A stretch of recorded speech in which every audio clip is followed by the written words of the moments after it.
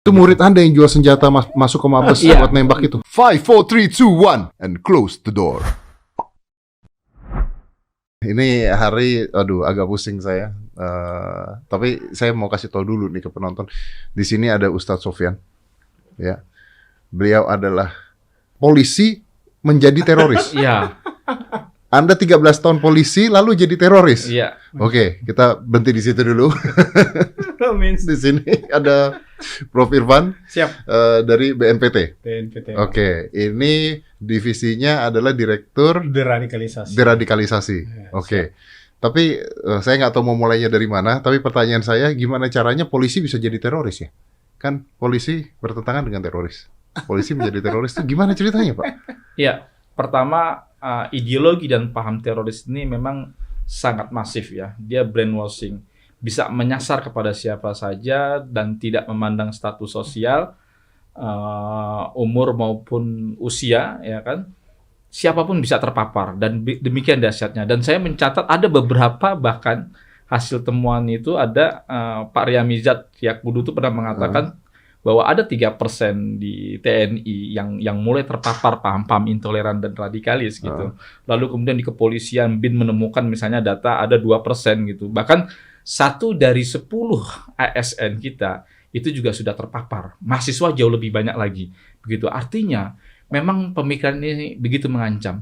Walaupun memang mereka masih radikal intoleran ya, belum sampai kepada teroris, tetapi harus kita pahami bahwa intoleran dan radikal itu adalah tangga untuk menuju terorisme itu sendiri. Seorang teroris itu sudah pasti intoleran dan sudah pasti radikal. Tapi seorang radikal dan intoleran itu belum menjadi teroris. Betul. Tetapi seringkali menjadi bibit dan berkarir dia di sana sampai kemudian puncaknya adalah dia melakukan terorisme. Jadi artinya orang-orang yang dicuci otaknya dalam 2 jam itu kan menurut BNPT dan sebagainya atau menurut BIN itu adalah orang-orang yang awalnya dari sana? Ya, betul. Memang dari sana. Bahkan semua para pelaku itu memang dimulai dari berkarir dari intoleran dulu dan radikalisme. Makanya ini penting buat kita bagaimana menumbuhkan sikap toleransi dulu. Karena kalau tidak, dia akan bisa meningkat. Gitu. Toleransi ini apakah dalam hal agama, Pak? Ya, dalam masalah agama, dalam hal apa saja. Makanya kemudian ada temuan, kenapa orang-orang sosial itu lebih punya daya imunitas dalam menangkal pemikiran radikalisme dan intoleransi ekstremisme gitu. Karena memang orang sosial itu melihat perkara tuh melihat dari sudut pandang, walaupun dia nggak pernah belajar usul fikih. Berbeda dengan orang-orang eksaktak, dia lebih rentan. Karena orang eksaktak tuh pasti 1 tambah 1 2, dia hitam putih gitu. Dan hitam putih inilah zero intoleran. Zero intoleran, dia nggak boleh ada selisih karena eksaktak. Makanya kenapa pemikiran-pemikiran ini subur di kalangan, misalnya di kalangan fakultas-fakultas teknik, kedokteran dan sebagainya. Dan kenapa orang-orang sosial lebih punya daya imunitas? Karena dalam melihat persoalan itu dia utuh begitu. Berbeda dengan orang-orang eksaktak. Tapi kan Pak, kalau misalnya dari polisi nih, maaf ya, Prof, saya kesini dulu nih, Prof. Kalau dalam polisi kan, Anda kan polisi. Iya. Kan sebenarnya di polisi pun sudah diajarkan nilai-nilai nasionalisme, nilai-nilai NKRI, kebangsaan. Betul. Nah, Anda dari polisi jadi teroris itu kan artinya harus ada yang ditawarkan. Iya. Seringkali polisi ini kan berpegang kepada aspek yuridis. Aspek yuridis itu aspek hitam putih. Kalau dia nipu, dia ya kena pasal penipuan 378. Misalnya dia melakukan pembunuhan ini 338, 340. Dia tidak melihat latar belakang status sosial dan sebagainya begitu. Walaupun yang nyolong nenek-nenek yang kemudian dia kelaparan. Basicnya hukum, ada dasar hukumnya. Makanya kemudian hukum tidak bisa dilihat dalam aspek hukum yuridis saja, tapi harus juga aspek-aspek sosial. Nah, inilah yang kemudian polisi bisa rentan, TNI juga bisa rentan. Dan tercatat ternyata kami punya teman-teman misalnya Subagio Kopassus yang kemudian terlibat dalam kelompok MIT. Kemudian ada lagi Juli Karsono. Tahun 2010 dia menembak 4 polisi yang ada di Kebumen dan di Purworejo. 4 polisi ditembak mati. Lalu kemudian ada lagi di Probolinggo ketika kasus kejadian bom Surabaya gereja pada saat 2018 itu juga ada mantan ex-TNI yang ditembak mati oleh Densus 88. Lalu ada kemarin belum lama 2019-2020 anggota Reskrim Polwan Bribda Nesti dan Bribda Rini itu juga terpapar dan siap jadi pengantin bom bunuh diri dan tertangkap di Surabaya dan di Jogja. Ini seorang anggota Polwan. Polwan. Ini kan mengkhawatirkan kita sebetulnya bahwa ini masif, bahaya ekstremisme ini masif, menyasar kepada siapa saja gitu. Oke. Prof. Kan artinya hal ini nyata ya? Iya. Ada ya? Ada fakta. Kan ada juga berita-berita atau orang-orang mengatakan wah ini konspirasi lah, ini beginilah buatan pemerintah atau apa segala. Nah, menurut Anda ini ada? Jadi begini, saya mengawali dari akar masalah dulu. Jadi orang bertanya kenapa ada teroris? Kenapa ada orang jadi teroris? Karena dia radikal. Jadi semua teroris pasti radikal, tapi tidak semua yang radikal itu teroris. Think radically, berpikir komprehensif, kolektif, universal. Tetapi kemudian kenapa orang jadi radikal? Di sini banyak masalah, multidimensi. Ada ekonomi, ada pengetahuan, ada keadilan, ada feel marginalized, ada dendam, dan seterusnya. Ya, nah untuk mengurai ini harus kita bersama melangkah, merumuskan strategi kebijakan dan rumusan.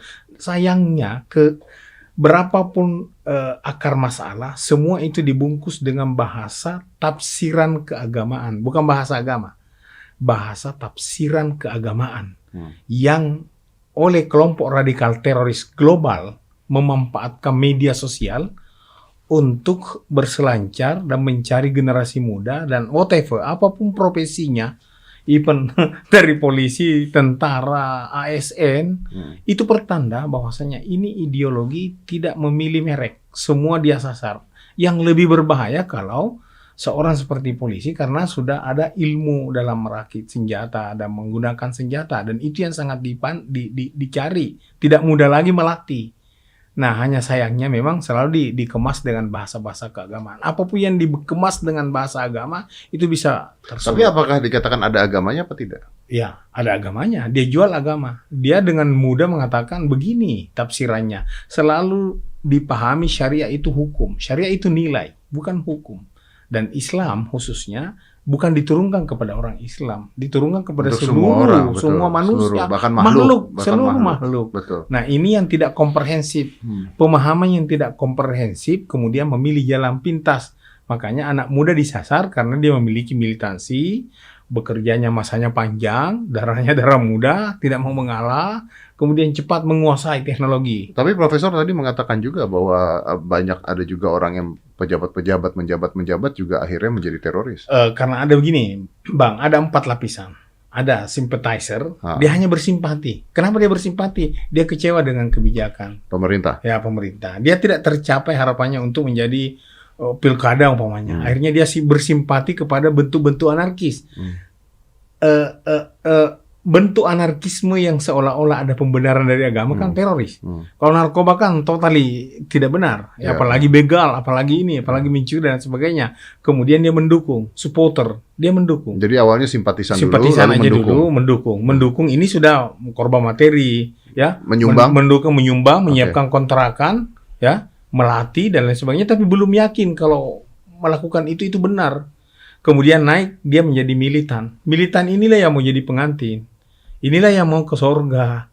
Kemudian yang puncaknya itu hardcore, ya, inti. Inti ini harismatik. Usianya yang rata-rata 50-an ke atas. Mempengaruhi. Membuat yang baru. Tugasnya membuat narasi. Itu yang paling bahaya. Itu yang paling berbahaya. Kelompoknya kecil. Saya masih tidak Ya. Saya masih tidak ngertinya gini, Prof.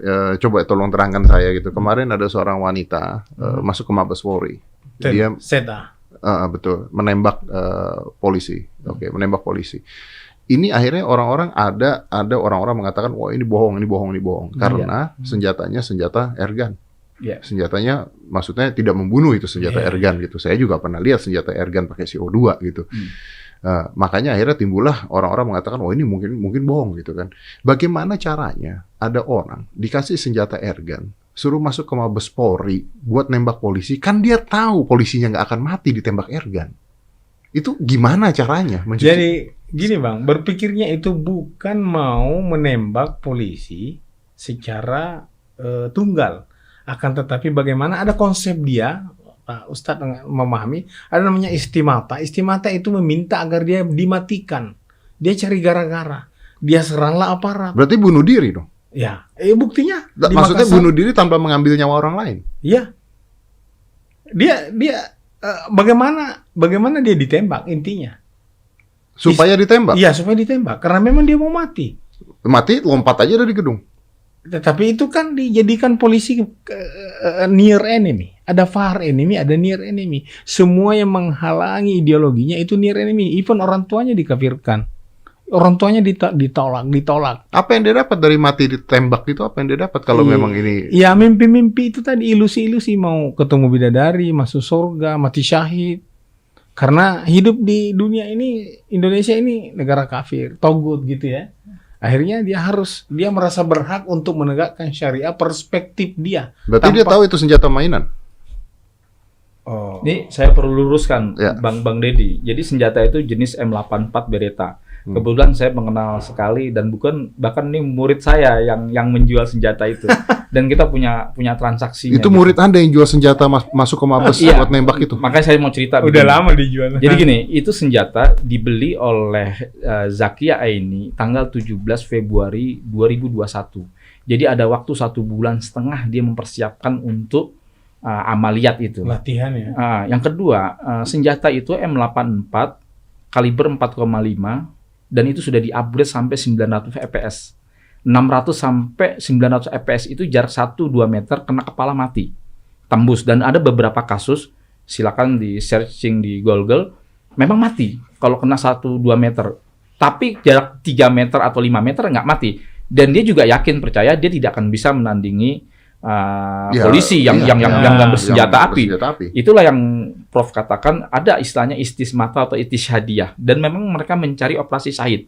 Dia sudah tahu dia bakal mati gitu. Matinya bukan karena frustasi dia ingin bunuh diri langsung lompat itu, enggak. Dia ingin karena ideologi paham bahwa mati syahid, ketembak oleh yang dianggap sebagai ansor togut itu mulia bagi mereka. Makanya kemudian kalau kita melihat surat-surat wasiat dia, baik dari Luqman yang ada di Makassar maupun yang ada di Cipayung, Zakia Aini ini, itu jelas sama gitu, hampir sama. Misalnya dia katakan, Mama jauhi riba, karena riba ini begini. Kemudian yang kedua, jauhi daripada pemilu, karena pemilu itu melahirkan hukum-hukum buatan manusia dan kemusyrikan.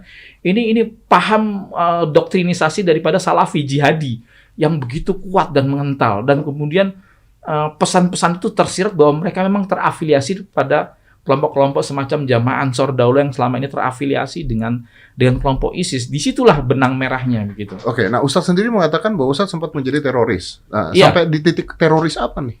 Ya, kalau melihat kasus saya di review ulang kembali, saya pemasok senjata. Saya melatih beberapa ikhwan-ikhwan yang ada di Aceh. Kemudian saya juga menjadi ustadznya gitu ya, ideolognya sebagai membrainwashing juga anak-anak buah saya gitu. Tapi alhamdulillah saya bisa sadar, saya bisa kembali kepada NKRI dan bisa menyadari kesalahan, dan bahkan kita menjadi agen perdamaian ya, membantu Polri. Saya tertangkap, saya ditahan 10 tahun. Saya divonis 10 tahun dan menjalani 6 tahun penjara karena dapat remisi dan pembebasan bersyarat, dan alhamdulillah saya menjalani di lapas Cipinang pada waktu Apakah itu. Mudah mencuci otak orang? Mudah. Saya butuh 1 jam, 2 jam. Apalagi kalau dia punya masalah. Anda butuh 1 jam untuk bikin orang jadi teroris? Dan itu saya buktikan bagaimana anak-anak Aceh terkesima, lalu siap bergabung, siap mengorbankan harta dan jiwanya untuk bergabung dengan kelompok kami pada saat itu, yaitu Tanzim Al-Qaeda pada waktu itu. Gimana mudahnya coba? Terangkan ke saya coba. Misalnya Anda mau membuat saya menjadi teroris, gimana mudahnya? Iya, pertama saya akan balik cara mindset berpikir Bang Deddy. Misalnya berjuang sakit, tidak berjuang juga sakit. Jikalau dulu kita berani mati untuk sesuatu yang tidak jelas, yang maksiat, kenapa hari ini, kenapa kita tidak mau berani mati untuk membela agama Allah? Saya cuci sedemikian, saya bawa dia sampai bercita-cita untuk kemudian mati, bahwa dunia ini fana, dunia ini tidak ada artinya. Bagaimana kita mati dengan gagah, mati di jalan Allah. Lalu saya mengutip ayat Al-Quran, misalnya, Innallaha astara minal mu'minina anfusahum wa amwalahum bi anna lahumul jannah. Sesungguhnya Allah telah membeli jiwa orang-orang beriman, yaitu jiwa dengan hartanya, dan balasannya adalah surga. mati dengan kemuliaan, yaitu mati di jalan Allah. Dan orang-orang itu siap mati bawa bom? Ya siap. Gitu. Itu seperti itu begitu. Dan itu fakta Bang Deddy, dan bukan konspirasi. Makanya kemudian kebanyakan masyarakat tidak percaya, kesulitan bagi para terutama BNPT sebagai leading sektor dalam menangani masalah terorisme, sering mentah baik kajian dan teori dan ininya itu karena memang ada teori-teori konspirasi. Sehingga para teroris ini mendapatkan angin segar, mendapatkan pembelaan oleh sebagian umat bahwa itu kerjaannya aparat, itu kerjaannya intelijen dan lain sebagainya. Sementara akhirnya umat ini nggak pernah berbenah. Padahal ini bukan sekali dua kali. Ancaman terorisme bukan cuma Indonesia saja, tapi di seluruh dunia. Dia merupakan ancaman lintas zaman dan lintas tempat. Nggak mengenal tempat. Amerika, Prancis, Belanda, Jerman, semua mengalami masa-masa seperti ini. Bagaimana di Prancis, mereka sampai menggunakan truk lalu menabrak orang ketika berkumpul di acara festival yang banyak orangnya. Sampai ratusan orang meninggal dunia. Di Belgia juga demikian. Di Amerika juga demikian. Ini ancaman lintas zaman, dan pemikiran mereka sama, metodologi mereka sama, yang ditanamkan juga sama. Ini ancaman untuk kemanusiaan, Bang Deddy. Dan tadi Prof mengatakan bahwa saat ini itu kuantitasnya menurun, kualitasnya naik. Kualitasnya naik. Ya. Untuk di Indonesia, semoga tidak terjadi ledakan seperti Bali. Artinya kuantitasnya itu menurun. Dari sini semakin ke sini nggak ada yang sedahsyat mau Bali. Nah, mudah-mudahan tidak ada. Tetapi mesti pun ada ledakan-ledakan. Terakhir itu Bali. Marriott juga ya. Ya Surabaya lah ya. atau Sibolga. Tetapi dari segi kualitas itu naik. Apa definisinya kualitas naik? Kualitas itu daya pengaruhnya yang melibatkan perempuan dan anak. Ya, tingkat bahayanya. Kalau kuantitasnya hanya secara fisik ledakan, ketakutan. Tetapi dari kuantitas, karena pelakunya sudah menyasar anak-anak yang tidak tahu apa-apa dan perempuan yang memiliki daya tarik psikologis emosional yang kuat ketimbang laki-laki. Laki-laki tidak cukup kuat mengajak istri dan anak, ketimbang wanita, perempuan, istri atau ibu mengajak anak, suami atau putra. Banyak kasus, bukan hanya aksi bom. Mereka tiba-tiba ditemukan di Syria. Dilacak, oh rupanya pengaruh perempuan. Anaknya ikut, suaminya ikut. Itu pertanda bahwasanya tidak ada lagi yang kita bisa batasi bahwasanya ini jangan, ini iya. Semua harus kita perkuat pemahaman mereka agar jangan, terutama perempuan. Perempuan tidak bisa disalahkan totally. Dia objek, tapi kadang subjek. Mungkin dia objek karena kenapa? Dicuci otak juga oleh suaminya bahwasanya ada doktrin yang dia pahami dan dia tafsirkan untuk membenarkan pandangannya bahwasanya yang namanya wanita itu harus tunduk pada suami dalam kondisi apapun. Nah, itu kan tidak benar. Ya kalau diajak kepada yang tidak benar kan masa seorang istri yang memiliki rasional, keimanan, kebebasan dipaksa, tetapi kalau dia tunduk untuk akhirnya dia memanfaatkan. Atau kalau seorang perempuan yang terlibat lebih duluan, dia katakan wah ini laki-laki tidak ada apa-apanya, saya yang harus. Mungkin seperti itu dilakukanlah. Lebih dahsyat malah akibat yang dirasakan istri si Lukman daripada Lukman. Lukman masih ditemukan tengkorak kepalanya, tapi kalau istri tidak ada, karena dia pangku. Lukman di depan bawa motor, dia yang pangku bom, hancur semua. Itu pertanda bahwasanya, dan dia ajak suaminya untuk pergi berbulan madu dengan cara seperti itu. Mau kantor keamanan, mau rumah ibadah, itu kan nomor sekian.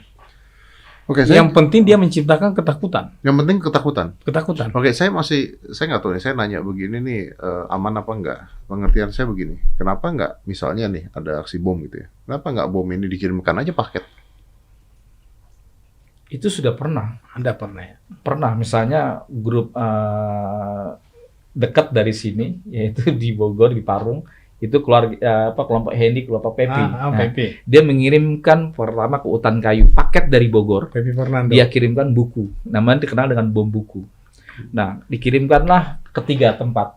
Pertama ke kelompok Ulil Absor yang di Utan Kayu, yang sampai kemudian polisi tangannya buntung itu ketika dibongkar-bongkar. Lalu kedua ke Pak Goris Mere di Cawang di kantor BNN. Yang satu lagi ke Ahmad Dhani. Iya, ke Ahmad Dhani. Nah, itu sudah dipaketkan seperti itu dan cukup menakutkan dan cukup bikin heboh juga dan sukses karena berhasil mereka sampai tangan polisi Kapolsek pada saat itu buntung tangannya. Begitu. Bahkan ada satu yang meninggal dan bahkan itu dahsyat. Kalau tidak salah mereka menyerang di Puspitek Tangerang itu, gas itu mau mereka ledakkan. Kalau ledak itu dahsyat sekali. Lalu mereka juga mau buat roket, yang roket itu mau didatangkan ke istana kalau tidak salah seperti itu. Nah, istana kita mau dibom? Iya, mau diroket. Dia udah siapkan itu semua. Yang disebut dengan kelompok Parung ya, kelompok di Bogor itu. Dan itu mereka menggunakan paket itu. Dia paketkan juga, dia bikin roket juga. Dan mereka uji coba sendiri. Jadi bukan hanya menyerang. Itu 2011, 2012 kejadian itu. Menggunakan paket. Jadi bukan hanya menyerang masyarakat, apalagi pemerintah yang dianggap togut. Togut sebenarnya bermakna melampaui batas. Sebenarnya di mereka yang togut karena mereka melampaui batas. Tuhan sendiri mengatakan beragama jangan melampaui batas. Ya. Nah, ini melampaui batas. Nah, bukan hanya kalau dia kirim tidak ada keuntungan apa-apa yang dia rasakan. Sementara dia juga mau mati. Dia padukanlah itu, dia serang dan dia langsung bawa ya seperti bom Surabaya, bom Tamrin. Paket sekalian. Targetnya siapa? Ya, target. Ya, target aparat, target negara, simbol-simbol negara. Simbol-simbol negara karena memang ini tujuannya ini membentuk khilafah, menggantikan NKRI dengan negara bangsa menjadi negara agama. Jadi apapun kata salah satu iklan ya, apapun makanannya yang penting minumannya begini. Apapun nama organisasinya, mau tidak berorganisasi yang pentingnya ujungnya khilafah. Ini harus didirikan negara transnasional khilafah. Sementara khilafah dimaknai secara terbatas. Khilafah artinya pemerintahan. Indonesia sudah berbentuk pemerintahan. Arab Saudi juga sudah khilafah, bentuknya kingdom, sama dengan Inggris. Tinggal nilai-nilai itu dimasukkan di dalam bentuk negara kita. Artinya boleh nggak kalau saya katakan bahwa unsur-unsur terorisme ini atau radikalisme ini sudah ada di antara orang-orang di negarawan kita atau yang di pemerintah? Ada tidak? Nilai itu kan tadi ada levelnya itu, ya. Bersimpati, bisa saja mendukung, bisa saja bersimpati tapi tidak kelihatan. Tidak sedikit ASN yang mulai bersimpati karena melihat kejengkelan, melihat ketidakadilan. Dia mencari. Makanya radikalisme di Indonesia itu ada 3 bagian. Radikalisme keyakinan, ujung-ujungnya itu hanya mengkafirkan. Tidak ada masalah negara apa segala. Ya, ini keyakinan. Kalau politik, radikalisme politik itu bentuk negara yang dia mau ganti. Dia tidak mau mengkafirkan orang, tetapi dia mau membentuk dasar negara ini harus syariat Islam. Dia setel ayat-ayat wa man lam yahkum bima anzalallahu fa ulaika humul kafirun, fasikun, dan seterusnya yang memiliki tafsir holistik dan tidak memahami ilmu bagaimana mengkaji ayat-ayat Al-Qur'an, ilmu tafsir. Kemudian yang ketiga, radikal tindakan. Radikal tindakan ini tidak memikirkan politik, tidak memikirkan keyakinan, hanya bagaimana supaya ada selalu anarkisme, ada kerumunan, ada kerusakan. Tetapi kalau ini berpadu jadi 3, sudah keyakinannya mengkafirkan, hanya dia yang benar. Tapi Indonesia tidak ada orang kafir, orang semua beragama. Innamal mu'minuna ikhwah, sesungguhnya orang-orang yang berkeimanan itu bersaudara. Persoalan imannya A, B, C itu bukan urusan kita. Ya, itu kan Pancasila dari dulu seperti itu harusnya. Betul, itu 5 sila. Sila pertama malah ketuhanan. Kalau ini yang berpadu jadi 3, model-model keyakinan, model radikalisme ini, itulah yang makanya akar masalahnya sangat rumit dan banyak melibatkan komponen bangsa, seluruh lapisan masyarakat. Tidak cukup BNPT, tidak cukup negara. Kita ajak semua masyarakat, media. Takut, Pak.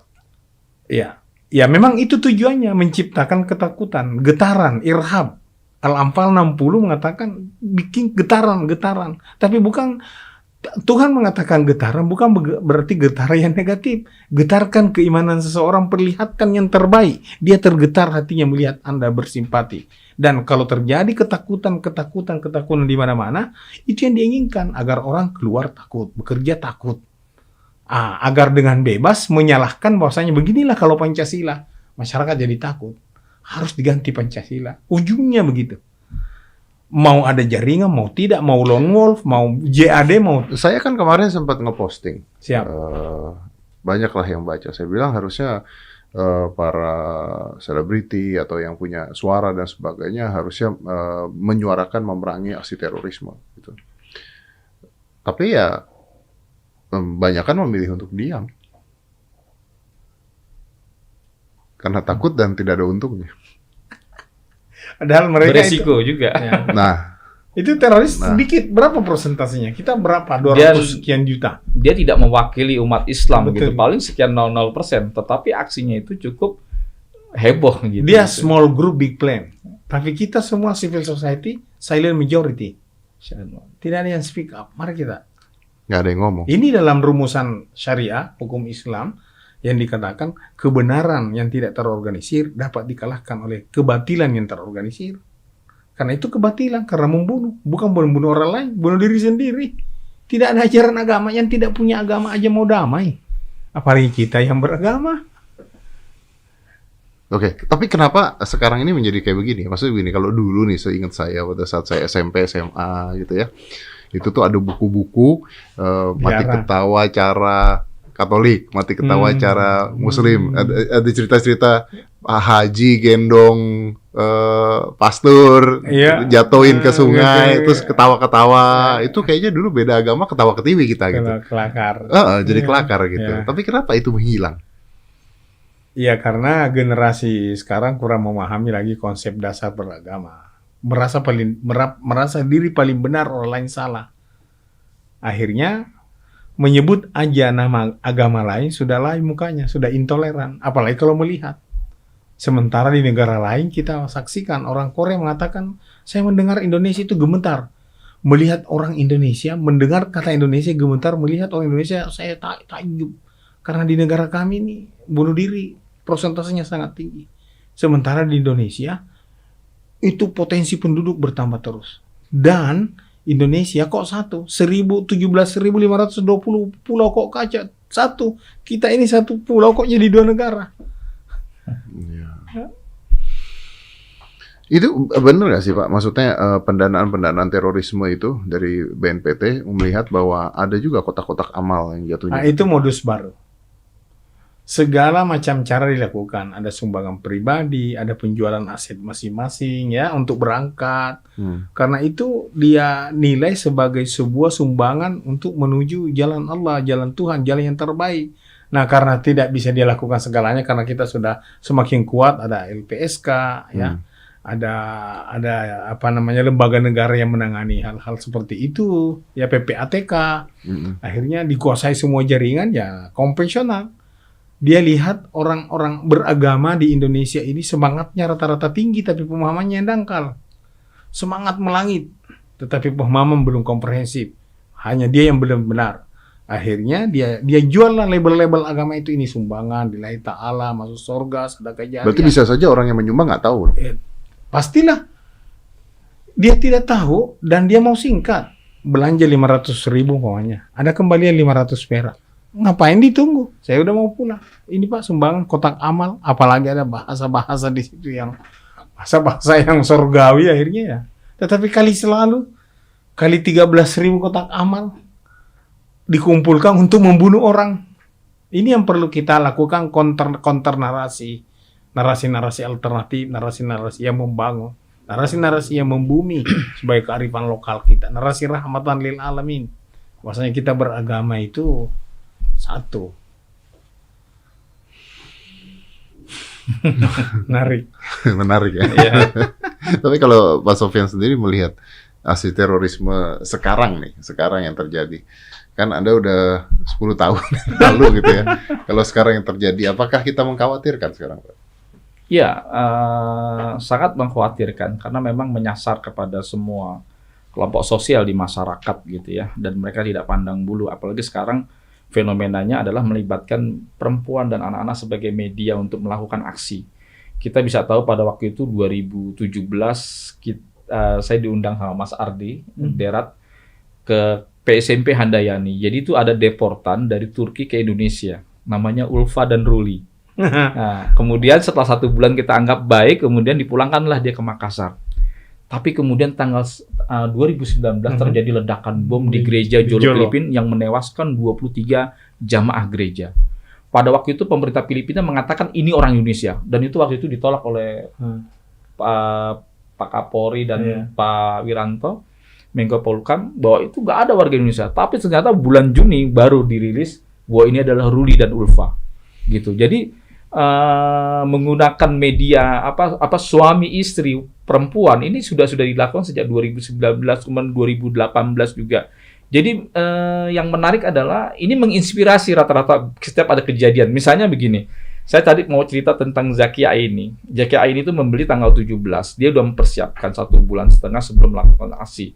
Bahkan dia kalau kita lihat actionnya itu sebenarnya dia sudah latihan tuh, gitu. Itu memang ini. Nah, kejadian Makassar itu menjadi pemicu trigger saja, dan ternyata itu membuat koneksi yang lainnya untuk berbuat hal yang sama. Demikian juga pada waktu gereja di Surabaya itu juga dimulai dari Makobrimob. Ada 5 Densus meninggal dunia oleh kerusuhan teroris pada saat itu di penjara Makobrimob. Lalu kemudian tanggal 8 dan 9. Tanggal 8, 9 Mei. Tanggal 13-nya kejadian 3 gereja di Surabaya. Lalu keesokan harinya artinya sebuah keadaan memicu, menginspirasi orang lain untuk melakukan hal yang sama. Ini yang kita khawatirkan. Takutnya ini menjadi fenomena baru bahwa setiap ada kejadian ini akan menginspirasi trigger di tempat-tempat yang lain. Ini senjata dari mana Pak sebenarnya? Jadi gini, ini kan operasi Dalan Wolof yang kemudian ini agak menyulitkan aparat keamanan karena memang Dalan Wolof ini salah satunya dia tidak terdeteksi oleh aparat keamanan karena tidak terhubung dengan jamaah yang besar. Tidak terhubung dengan jamaah yang besar, artinya dia bekerja sendiri. Berimprovisasi sendiri, berinovasi sendiri. Oke, berarti dia improve nih ya. Iya, dia punya pemikiran sendiri gitu. Betul. Kalau kita bicaranya dia begitu, artinya bisa aja ada ratusan dong. Oh iya, betul. Makanya apa yang dikatakan oleh Ali Fauzi kemarin ini banyak yang ngantri mau coba melakukan hal yang sama. Cuma kan mereka yang kedua ini kan aksi-aksi Dalan Wolof ini juga biayanya murah gitu. Sampai buku-buku yang mentahrid yang memotivasi mereka walaupun dengan pisau dapur. Ya, walaupun dengan bahan-bahan media yang kecil-kecil. Kita bisa lihat di Cipondo kemarin 2016 Kapolsek lagi apel pagi lalu Alfiansa dia bacok-bacokin. Gitu. Itu sampai menggunakan seperti itu, media-media seperti itu. Dan ini nggak terdeteksi memang. Ini yang kemudian menyulitkan karena meledak di mana-mana dan hampir kalau dulu hanya di Pulau Jawa, Jakarta saja gitu. Sekarang sudah ada di Medan, di Makassar, kemudian paling tinggi di mana, Pak? Medan cukup tinggi. Beberapa kali kejadian. Medan cukup tinggi kenapa? Ya, karena di Sibolga kemarin 2019 juga Sibolga hancur. Itu hampir seperti bom Bali. Untung sebelumnya sudah dievakuasi oleh kepolisian Densus 88. Lalu kejadian juga penyerangan bom bunuh diri di Poltabes Medan. Sebelumnya 2017 juga Papolda ketika Lebaran Idul Fitri mereka serang. Itu seperti itu. Itu di Medan? Di Medan semua. Okay. Ini kan luar biasa. Medan selama ini ya paling waktu itu ada bom Natal dan sebagainya gitu. Sekarang cukup sering gitu.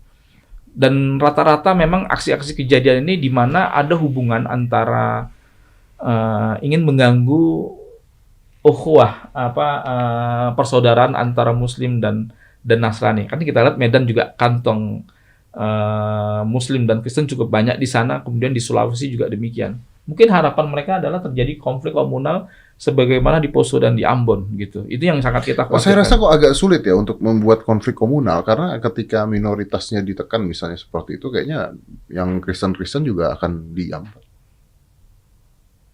Nah inilah yang kemudian bangsa ini punya modal kuat untuk bersatu. Makanya setelah konflik komunal Poso dan Maluku, mereka sulit lagi mengobok-obok. Betul. Ya. Tetapi makanya dia serang aparat. Dianggap near enemy. Karena kalau persoalan agama, bukan hanya yang non-Islam dia serang, orang tuanya yang satu agama pun kalau tidak satu aliran sudah kafir neraka. Jadi dia hanya mencari trigger, mencari kira-kira kanal yang bisa dia salurkan untuk dia benarkan aksi untuk mencari alasan untuk membenarkan aksinya. Karena pemahaman. Tapi bukan tunggal pemahaman. Kalau pemahaman, Dr. Azhari apa kurangnya? Ilmunya, S3. Iya. Dan bukan ekonomi. Dan bukan ekonomi. Keluarga kita? Ya, keluarga. Kalau ekonomi, eselon 4 Kementerian Keuangan apa kurangnya? Eselon 2 Batam ukurannya. Jadi ini akumulasi, kemudian dibungkus dengan bahasa agama. Kekecewaan, feel marginalized, injustice, itulah semua yang dikumpul dengan bahasa agama. Harus melawan. Lebih baik mati syahid dan harus mati hidup mulia. Ya isyahid Iskariman. amut syahid. Oke, berarti awalnya bisa aja misalnya dari kekecewaan terhadap pemerintah gitu. Bisa kan? Bisa salah satu faktor. Salah satu faktornya Ya, seperti dia tunggulah pejabat-pejabat diseranglah Pak Wiranto. Apalagi DPR. Dulu dikafirkan. Karena produk-produk hukum itu bukan menurut perspektif dia produk hukum Tuhan. Tafsiran dianggap sebagai hukum dasar. Bahasa ilmu saya, fikih dianggap syariah. Oke. Fikih itu kan pemahaman, interpretation, tafsiran. Berarti kita bisa di Indonesia juga melahirkan fikih, tafsiran, perspektif kita. Kenapa tafsiran orang lain dipaksakan di sini? Not a law ya. Not a law. Dia merasa paling benar, the only one. Orang lain salah semua. Oke. Nah, gimana caranya misalnya Pak Sofyan nih, yang mantan teroris sekarang NKRI gitu. Gimana caranya kita bisa tahu? Tadi kan ada sepasang pengantin yang katanya sudah diradikalisasi, tiba-tiba balik lagi menjadi teroris. Dari mana kita bisa tahu orang-orang ini sudah menjadi NKRI?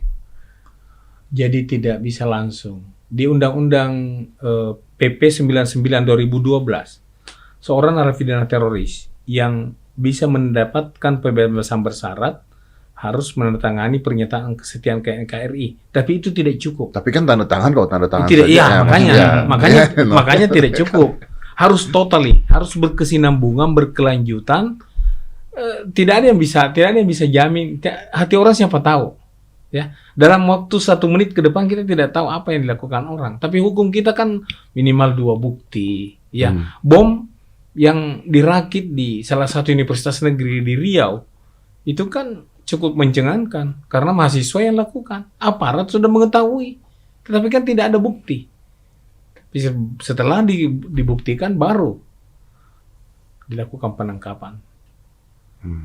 Oke. Dalam mencegah tidak ada kata salah, dalam menindak tidak boleh salah. Oke. Dalam mencegah tidak ada kata salah. Dalam menindak tidak boleh salah ya. Oke. Nah, ini pertanyaan saya begini deh Pak. Kira-kira nih ke depannya nih setelah penembakan di Mabes, kira-kira ke depannya apakah terlihat akan terjadi lagi hal-hal seperti ini? Ya sangat mungkin. Sangat mungkin akan terjadi lagi. Bukankah maksudnya gini, setelah ini kejadian, bukankah ini sebagai sebuah alarm untuk dari BNPT, polisi, BIN, Densus 88 untuk bekerja gila-gilaan mengamankan ini gitu. Ya. Karena ini ya tapi kecolongan mah kecolongan aja. Iya, aparat ya, semua kita lakukan dari hulu ke hilir. Pencegahan dari hulu ke hilir. Ada hard approach, ada soft approach. Jika ini menjadi alarm untuk mereka yang menjadikan itu trigger untuk antri untuk berbuat, maka silent majority tadi ini harus juga menjadikan alarm untuk meningkatkan kewaspadaan. Jika ada anak-anak kita sudah putus kuliah, something wrong nih, kenapa? Harus orang tuanya tahu nggak itu? Atau lingkungan, oh ini anak kok bagus tapi kok diam, nggak mau gabung. Indikasi-indikasi itu yang bisa kita jadikan alasan untuk merangkul, membangun kebersamaan. Ada sebuah kasus, orang tuanya biasa-biasa saja. Maksudnya secara agama dia tidak radikal. Tapi tiba-tiba anaknya di Instagramnya memposting foto-foto radikal. Bendera-bendera dan sebagainya. Siapa yang mengajarkan? Berarti karena dia keluar dengan pengajian yang salah. Sekarang era media sosial yang cukup masif dan kasus Zarkia E ini ternyata juga memang terdoktrin secara sendirian di medsos, dia ikut di Instagram, lalu diikut grup-grup Telegram, WhatsApp dan sebagainya, dan memang kelompok itu masih banyak gitu. sehingga dia terdoktrinasi brainwashing di sana. Berarti artinya cuci otak sekarang tidak perlu ketemu dong? Betul. Tidak perlu. Tidak perlu ketemu Tidak cuci perlu. otak. Media sosial ada 3 hal yang bisa terjadi, ya, self radicalization, kemudian self doctrine, dan self action. Tidak perlu ada jaringan. Wadidaw. Tidak. Bahkan orang itu tidak termasuk anggota atau laskar Tidak perlu ada nama. Siapa yang bisa sangka Zaka ini Betul. akan berbuat main? Tapi sebetulnya ada yang menarik. Orang tuanya ini sebelum kejadian sempat membaca surat wasiat tersebut, dan dia ingin melaporkan, tapi bingung mau lapor kemana. Akhirnya dibawa di map kuning ya. Iya betul. Nah, artinya orang tua sekarang harus mulai memperhatikan anaknya. Aware. Aware. Anak ini bisa kemana, bisa jadi apa. Makanya kalau kemudian tanda-tanda itu misalnya dia mulai antisosial, mengurung diri, ini udah bisa kita jadi awal. Saya penasaran, mungkin nggak misalnya nih ada seorang anak yang terdoktrinisasi radikal, nah ya, terus dia masuk TNI deh, masuk polisi deh, karena dia tahu kalau dia masuk ke sana, dia lebih memiliki kekuatan untuk di sana. Sangat mungkin, makanya kemudian Karo SDM pernah mengundang saya di Mabes. Ini mulai ada indikasi-indikasi di tubuh Polri, ada pengajian-pengajian yang menurut saya baru intoleran. Belum radikal tapi belum teroris, tapi baru intoleran. Karena nanti intolerannya tangga. Mana gitu. tangga? Nanti dia berkarir di sana gitu. Maksudnya dia akan naik level. Nanti kan begitu di atas. Iya. Makanya kemudian zaman dulu ketika saya masuk polisi itu ada namanya litsus. Orang diwawancarai dulu. Nah sekarang kemarin saya memberikan masukan kepada Polri agar nanti seseorang yang ingin mendaftar itu harus melihat, misalnya kalau orang mau pinjam uang kita ada rekening koran, dilihat track record daripada sosmednya dia. Kalau dia terafiliasi kepada paham-paham tertentu yang intoleran atau radikal, itu bisa diskualifikasi gitu. Dan itu bisa terlihat dari status kemana orientasi politik dia gitu. Kalau dia terafiliasi dengan suatu paham-paham yang berbahaya, silakan dibatalkan. Jadi gini Bang, sudah benar pintu masuknya, ada litsus, harus mengetahui, mengungkap 7 turunan, dipantau. Tapi itu tidak ada media sosial waktu itu. Sekarang, itu tetap SOP itu tetap jalan, tetapi per triwulan, per 1 semester harus dievaluasi. Iya, karena kan kalau 7 turunannya tidak terpapar. Betul. Yang terpapar yang baru dengan media sosial dan sebagainya. Makanya ke depannya jangan hanya di pintu masuknya ketat, setelah di dalam diem. Ternyata diam-diam bukan dia, Bang. Keluarganya bisa saja, anaknya, istrinya di rumah. Dia jaga negara, setia, loyal. Tapi anaknya di kamar terpapar. Disinilah program sinergitas kementerian dan lembaga oleh BNPT berlaku di 5 provinsi, sementara ada Kominfo, ada PUPR, ada Kemenak, Kemendikbud. Kenapa Kominfo tidak bisa menyetop itu aja? Kan gampang. Nah itu kan juga ada SOP-nya, ya dia mengingatkan, dia peringati dulu. Ada waktu 2014 ada 16 situs bermuatan negatif, istilah bahasa hukumnya, tetapi kita dengan mudah katakan istilah situs-situs radikal. Itu langsung diblokir, heboh ya. Ternyata ada aturan yang harus dilakukan, dipanggil dulu, ini bukti-buktinya, ini di laman-laman media sosial Anda kok jihad-jihad, bunuh-bunuh, gorok-gorok. Ada seorang ibu menangis ke kantor, anaknya baru tamat SD, masuk di salah satu lembaga pendidikan keagamaan, baru 3 bulan sudah kirim foto-foto angkat airsoft gun, matanya kelihatan, dituding orang yang ibunya kafir, tidak daulah. Menangis ibunya karena pengaruh media sosial. Tiap malam dipertontonkan orang yang digorok. Yang tadinya hanya seorang anak SD keluar rumah saja takut. Fuck. Fakta. Maaf berkata kasar. Iya. Ngeri. Begitu ngeri. Seram. Dan sementara mereka yang ditahan itu, dia tidak katakan di penjara. Mereka sedang ditawang oleh musuh Tuhan. Sebentar lagi perjuangan mereka menang, maka akan dipenjaralah kita semuanya. Jadi urat nadi udah putus, kita belum putus. Makanya kita membahas mereka dengan kerangka gaya berpikir kita, mindset kita. Mindset mereka tidak seperti mindset kita. Dia mau mati. Dia tidak dipenjara, dia ditawan musuh Tuhan. Ya, ditangkap juga nggak takut ya? Oh, Memang- mati aja nggak takut. Memang dia tunggu. Kok orang heran? Itu dia berterima kasih ke Densus. Diantar lebih awal dari jadwal semula menuju surga. Penjara menjadi madrasah. Madrasah, pesantren. Yang tadinya cuma nyolong ayam masuk penjara bisa nyolong sapi gitu. Demikian juga di kalangan teroris. Ya sampai Betul. katanya ada yang bisa merakit bom. Yang Iya. tadinya simpatisan akhirnya jadi radikal akhirnya jadi ideolog. Terjadi radikalisasi. Makanya sekarang diterapkan one cell, one man dan one sebagainya. Jadi mereka dipisahkan. Nah, alhamdulillah ada perkembangan. Ya, jadi ada 4 level di lapas itu. Prison management itu ada 4. Jadi super maximum security, medium dan minimum. Jadi yang merah semuanya itu Nusa Kambangan. Yang hijau bisa disebar. Ada kurang lebih 100 lapas di Indonesia yang kami tangani, yang kami bina di dalamnya. Kurang lebih 800 narapidana teroris. Itu yang minimum. Itu yang medium minimum. Tapi kalau di super maksimum dan maksimum masih di Nusa Karena Kambangan. mereka mempengaruhi. Ya. Tetapi ada juga kita lakukan proksi. Kita gunakan mantan-mantan teroris yang sebentar lagi bebas dan sudah senior, dia sambut yang baru untuk diajak berubah. Karena kalau kita yang ngomong nggak didengar. Seperti juga di luar, seperti beliau. Ada 4 teori, ada 4 T yang kami rumuskan, yaitu tanggal, tinggal, tumpas, tuntas. Tanggal mereka harus menanggalkan, seperti Ustadz nih. Dia tanggalkan pakaian radikal. Jadi deradicalize. Jadi dia tinggalkan lagi, dia tidak berpikir radikal lagi. Tapi kan ini menarik kalau menanggalkan pakaian, karena maksudnya pakaian pun tidak bisa dianggap sebagai radikal harusnya. Ya, pemikiran. Ya, pemikiran. Dia tanggalkan, kemudian dia tinggalkan jaringan. Kemudian menumpas seperti tadi yang sampaikan. Beliau ini togut di mata mereka. Karena sudah pengkhianat ini. Anda nggak bahaya hidupnya? Nah. Bahaya karena 2 kali saya diracun di lapas gitu. Betul? Oleh mereka dan mereka ingin mencelakakan saya juga gitu. Terakhir Bung, yang kita harapkan beliau-beliau seperti ini dan ratusan jumlahnya teman di seluruh Indonesia kita gunakan namanya tuntas. Menuntaskan permasalahan kebangsaan dengan mengajak beliau berbicara tentang Pancasila yang tadinya dia tolak Pancasila. Kita tidak pernah keluar Pancasila. Kita tidak pernah sakit gigi. Bagaimana merasakan nikmatnya gigi? Beliau pernah tolak Pancasila, sekarang sudah kembali.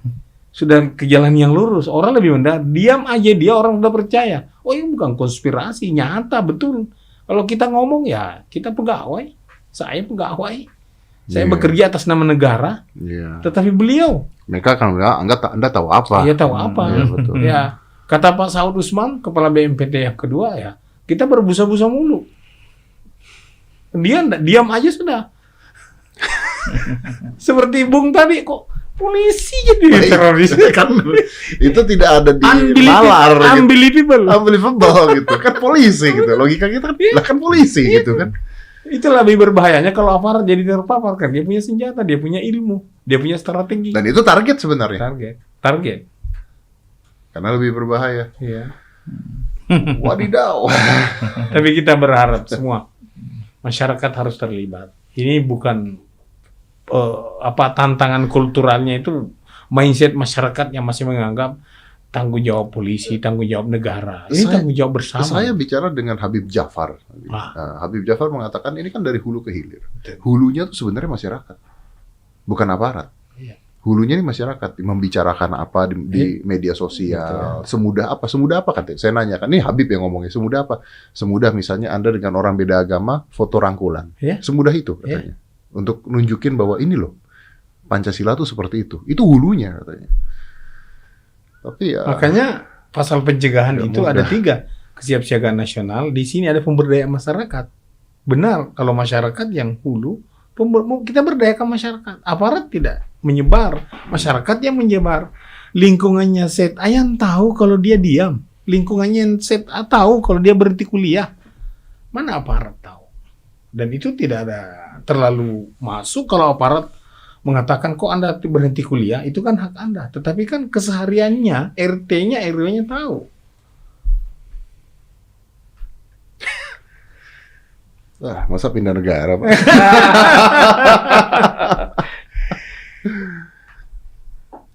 Ya artinya kita harus The show must go on. The show must go on, ya. Siap. We need to fight back ya. Iya. Iya. Tapi ini menarik Pak karena saya senang sekali karena jarang banget media yang mengangkat gitu loh. Ya, media jarang sekali mengangkat. Ada juga terkadang menyatakan nanti ada yang ngomong, nanti ada yang meledak, baru ada ngomong lagi. Karena itu yang menyatakan konspirasi kan. Ya.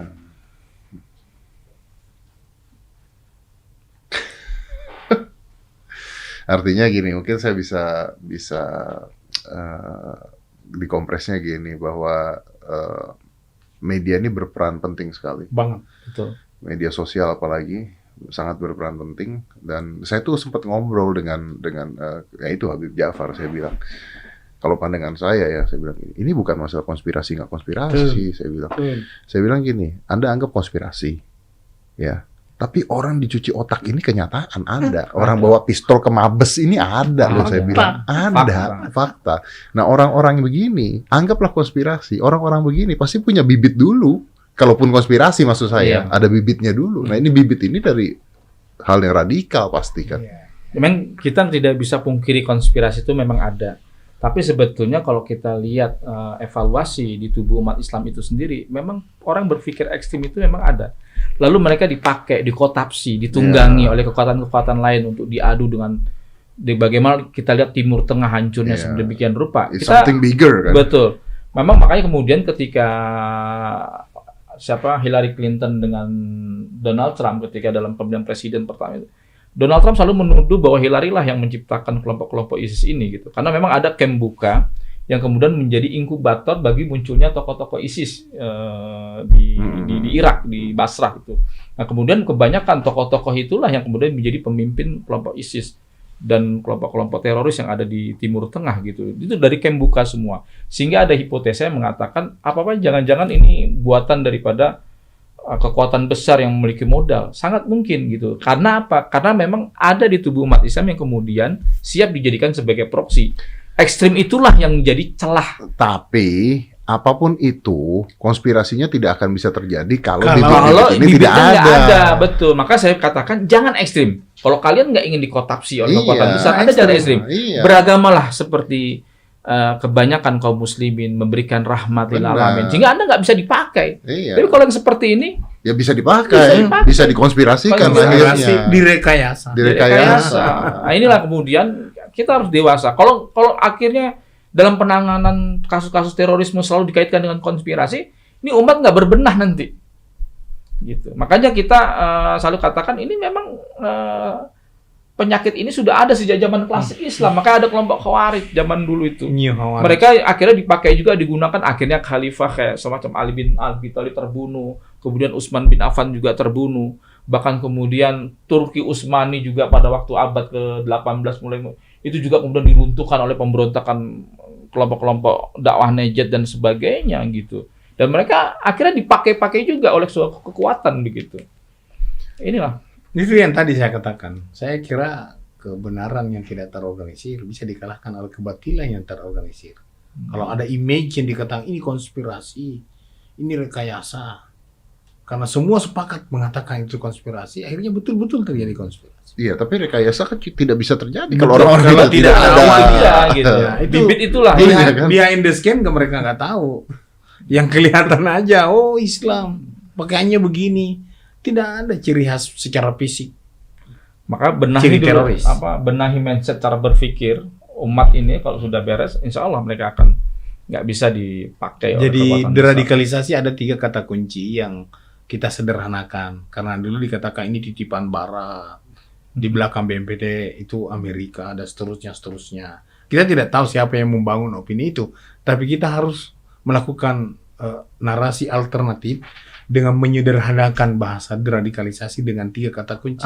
Ada pembinaan, kita bina mindset, bagaimana wawasan kebangsaan, keagamaan, kemudian kita dampingin agar ini teman-teman kita yang baru bebas sudah melewati proses pertaubatan dan seterusnya, jangan disanksi, jangan dihukum oleh masyarakat. Anak teroris, istri teroris. Kemudian itu pendampingan dan terakhir pemberdayaan. Pemberdayaan itu how to fulfill, bagaimana membenahi. Karena kenapa? Terjadi 4-0 itu jadi bisa radikal teroris.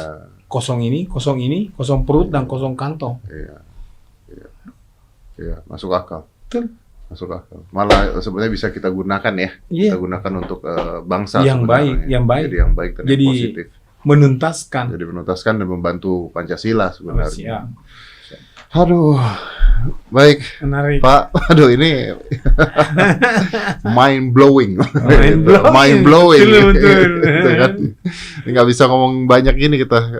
Kalau di TV susah nih. Kalau di sini kita dengar dikejar durasi. Kalau di sini nggak dikejar durasi. Tapi saya juga kaget gitu. Maksudnya ya itu very mind blowing dan mungkin orang-orang banyak yang nggak tahu ternyata polisi bisa jadi teroris, tentara bisa jadi teroris, pejabat juga bisa. ASN gitu jadi kan. teroris. ASN jadi teroris gitu. Dan tugas kita mungkin balikin lagi bahwa masyarakat juga harus berperan penting ya Pak ya. Betul banget. Jangan hanya memberikan ke aparat-aparat aja, tapi masyarakat harus berperan penting. Jadi jangan pindah dulu Mas Didi nih. Tetap tinggal fight di sini gitu. Tetap di sini dulu ya. Kita edukasi terus Kita masyarakat. edukasi terus betul. masyarakat. Terutama generasi muda. Terutama generasi muda. Baik Pak, kita Siap. berjuang terus pokoknya untuk NKRI Pak. Amin. Pak, terima kasih banyak Prof. Terima kasih Bang. Ustaz, terima kasih banyak. Let's close this. 5, 4, 3, 2, 1 and close the door.